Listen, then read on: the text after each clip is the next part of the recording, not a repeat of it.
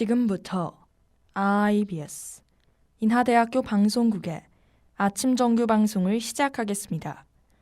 인하대학교 방송국은 본 대학의 이념과 전통을 수호하며 방송을 통해 인하인의 올바른 여론을 대변하고 대학 문화의 창달자로서의 임무를 다하고 있습니다.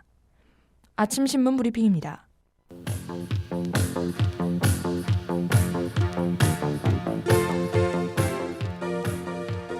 오늘 아침자 조선일보 헤드라인 기사입니다. 검찰이 용소계곡 살인사건의 피의자로 지명수배된 이은혜 씨와 내연남 조연수 씨의 살해를 시도한 내용이 담긴 텔레그램 대화를 확보했습니다.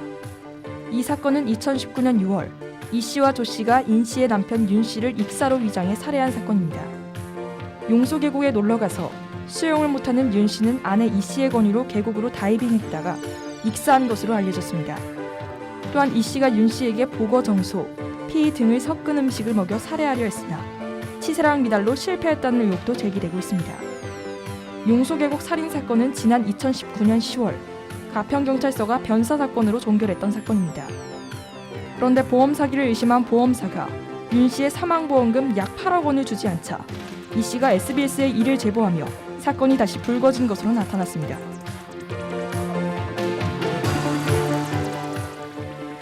오늘 아침자 중앙일보 헤드라인 기사입니다. 총리실에서 공간에 드는 정확한 예산 규모와 상주 공무원 인원 등에 대한 구체적 내역에 대해 공개하기 어렵다는 입장을 밝혔습니다.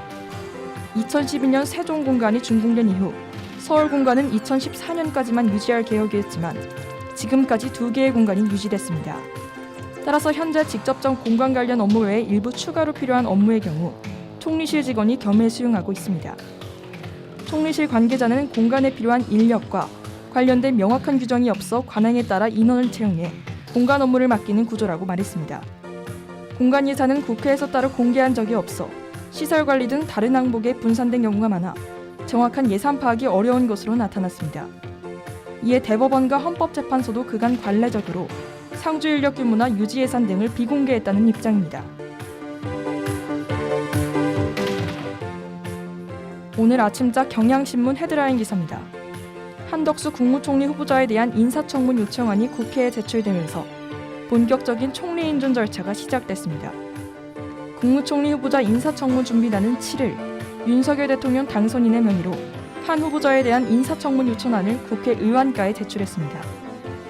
윤 당선인은 인사청문 요청 사유서에서 한 후보자와 관련해 민생과 외교, 안보를 빈틈없이 챙길 적임자로 판단된다 밝혔습니다. 인사청문 요청안에 첨부된 증빙 자료를 살펴보면 한 후보자의 재산 규모는 82억 5,937만 원인 것으로 나타났습니다.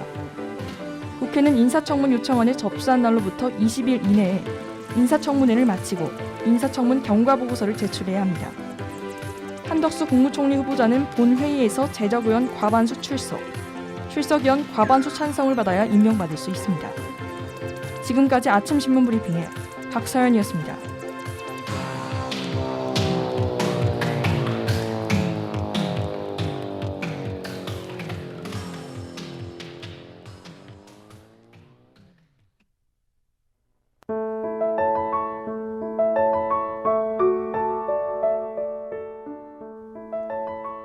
년 365일, 사계절 동안 매일 발라야 한다는 선크림.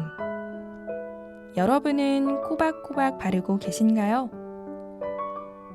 꽤 많은 사람들이 선크림에 대해 오해하고 있는 부분이 있는데요. 햇빛이 뜨거운 여름에만 발라야 하는 것이 아닙니다. 날이 우중충하고 먹구름이 껴도 자외선은 어김없이 지구에 도달해 사람들의 피부에 닿는다고 하죠. 피부 노화의 주범인 이 자외선을 막기 위해서는 날씨와 계절에 상관없이 습관처럼 선크림을 발라야 한답니다. 선크림을 500원 동전 크기만큼 짠 후 관자놀이나 턱 끝부분까지 잘 보이지 않는 부분에도 꼼꼼하게 발라줘야 한답니다. 하지만 선크림 특유의 기름진 느낌과 답답함 때문에 거부감을 느끼는 분들이 많으실 텐데요. 요즘은 산뜻한 느낌, 워터프루프 등 다양한 제형의 선크림이 많이 나오고 있으니 자신에게 맞는 종류를 찾아보고 꼭 매일매일 바르는 습관을 들이는 것이 좋을 것 같습니다.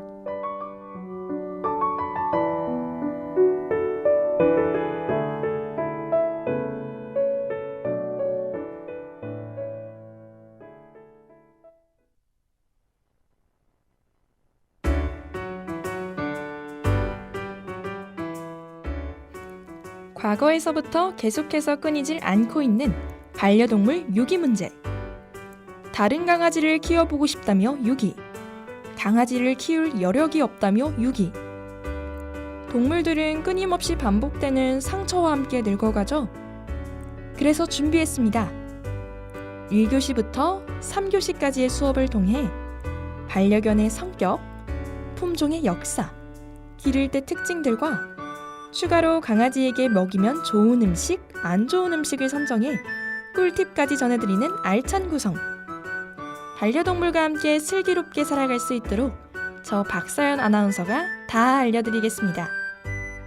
동물유기가 아닌 함께 상생하는 날을 고대하며 이번 주 견생 수업 바로 시작하겠습니다.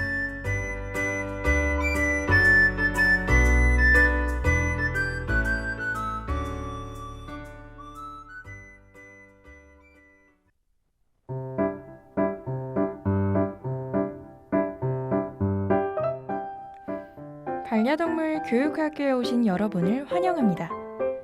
교육을 맡은 저는 훈련사 박서연입니다.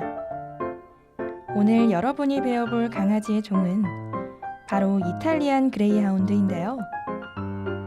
세계에서 가장 빠른 개인 그레이하운드를 소형화시킨 개답게 최고 속도 시속 40km까지 달리는 견종이라고 합니다.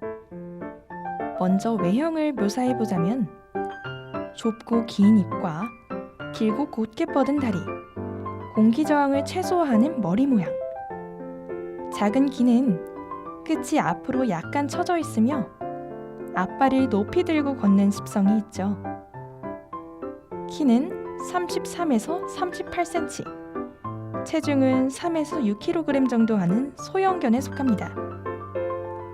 이탈리안 그레이하운드를 키우는 보호자분들은 품종 이름이 너무 길어서 앞에 스펠링을 하나씩 따와 IG라 부른다고 하는데요. 저도 오늘 계속해서 IG라고 부를 테니 잘 기억해 두세요. 종에 대해 어느 정도 감이 잡히셨나요? 그럼 본격적으로 수업을 시작하며 IG에 대해 더 자세하게 알아볼게요.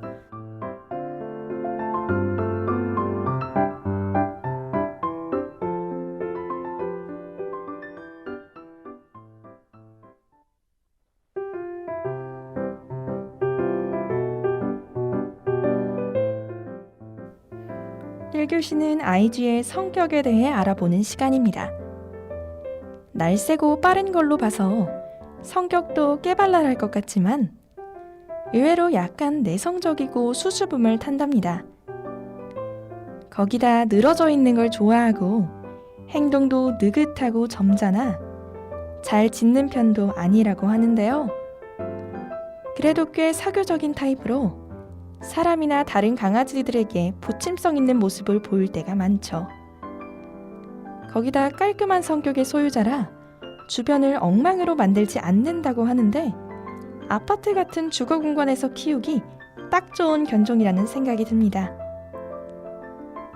성격이 대체로 온순하지만 관심받기를 아주 좋아하고 보호자에게 관심을 받지 못하면 오히려 성격이 극단적으로 변할 수 있다는 점 알아두시면 좋을 것 같습니다.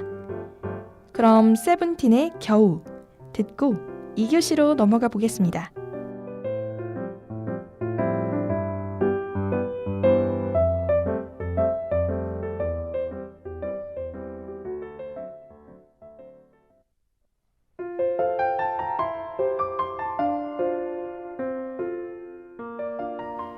품종의 역사에 대해서 알아보는 2교시를 시작하겠습니다. 도래 시간 때 말했듯이 IG는 대형견인 그레이하운드의 미니어처 버전이라고 할 수 있는데요. 그레이하운드는 개들 중에서 가장 오래된 역사를 지닌 품종으로 고대 이집트 시대부터 존재했다고 합니다. 태생은 사냥개지만 반려견으로 선호되는 경향이 있어서 비교적 작은 그레이하운드끼리 교배시켜 소형 그레이하운드를 탄생시켰죠. 하지만 르네상스 시대의 남부 유럽에서는 개를 소형화하여 소유하는 것이 귀족들의 지위를 상징한다는 의미를 가지게 되면서 더더욱 작아지게 되었다고 합니다. 따라서 지금의 작고 귀여운 아이쥐가 태어나게 된 것이죠. 그래도 사냥개의 특성은 물려받았는지 무언가를 보고 팍 튀어나갈 때가 종종 있다고 해요. 더군다나 빠른 속도 때문에 놓치면 잡기가 어려우니 산책 시에는 꼭 목줄을 신경 쓰는 게 좋겠죠? 아이쥐에 대한 색다른 지식 얻으셨길 바라며 이제 점심시간으로 넘어가 보도록 할게요.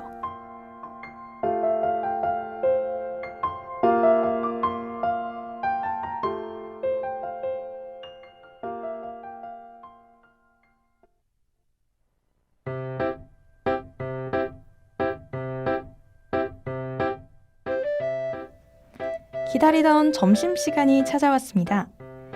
강아지에게 주면 좋은 음식과 안 좋은 음식을 알아보며 반려견의 마음을 훔칠 수 있는 아주 좋은 기회를 잡아보는 건 어떠신가요?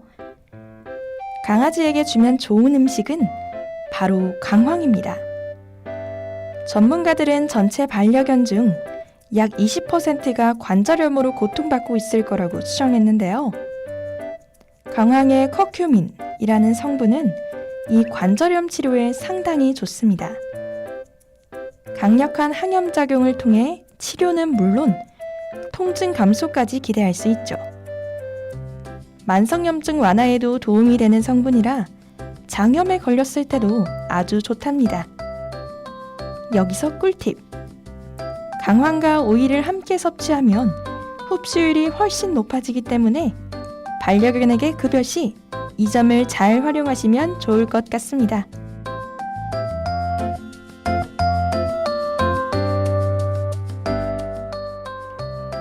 그 다음 강아지에게 위험한 음식은 바로 마카다미아입니다. 마카다미아가 강아지에게 독성을 일으키는 정확한 물질은 아직 알려진 바가 없지만 먹으면 좋지 않다는 것만은 확실합니다. 마카다미아 중독의 주요 증상으로는 췌장염, 무기력, 비틀거림 등이 나타날 수 있는데요. 다행히 생명에 지장이 갈 정도로 치명적인 것은 아니라서 치료를 받으면 하루에서 이틀 내로 회복된다고 하죠.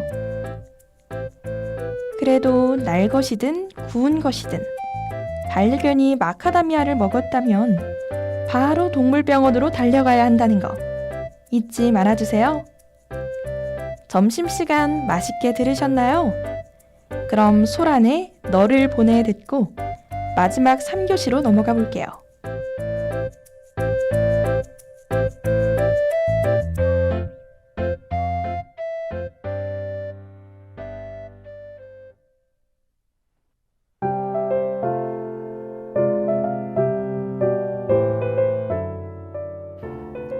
교시는 반려견과 함께 슬기롭게 살아가기 시간입니다.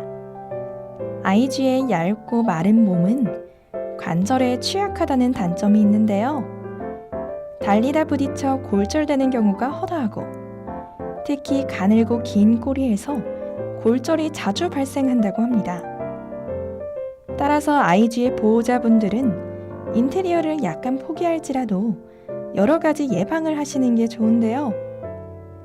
미끄러운 바닥에 매트를 깔거나 높은 곳은 계단을 설치해주는 것이 좋죠. 또한 모서리나 뾰족한 부분들에는 가드캡을 설치해주는 게 현명하다고 합니다. 또 하나의 단점을 꼽자면 아이쥐의 적은 지방과 짧은 털 덕분에 기온 변화에 취약하다고 해요.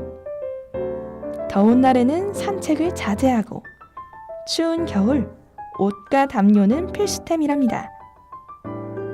또한 실내에서도 가벼운 옷을 입혀 늘 따뜻하게 일정한 온도를 유지하면서 키우는 게 좋다고 하니 아이쥐를 입양할 계획이 있다면 기억해 두시면 좋을 것 같네요.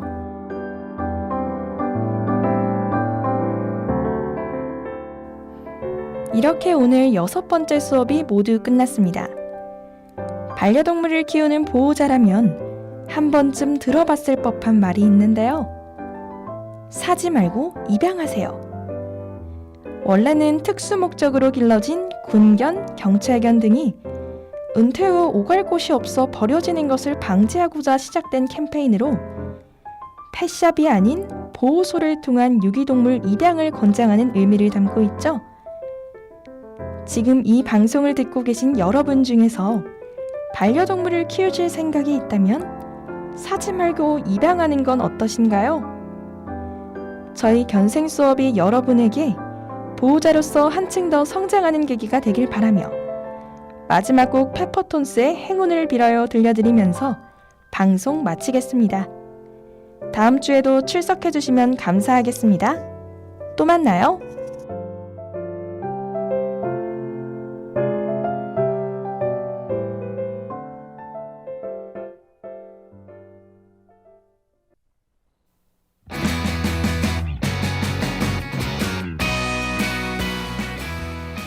지금까지 제작의 박초연, 보도의 김주현, 기술의 이영은, 진행의 전 박사연이었습니다.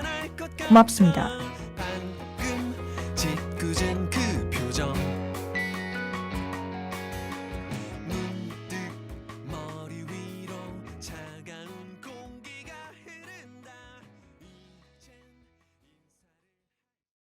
지금까지 여러분께서는 IBS 인하대학교 방송국의 아침 정규 방송을 들으셨습니다.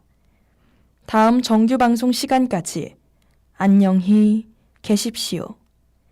여기는 참된 방송 인하대학교 방송국입니다. IBS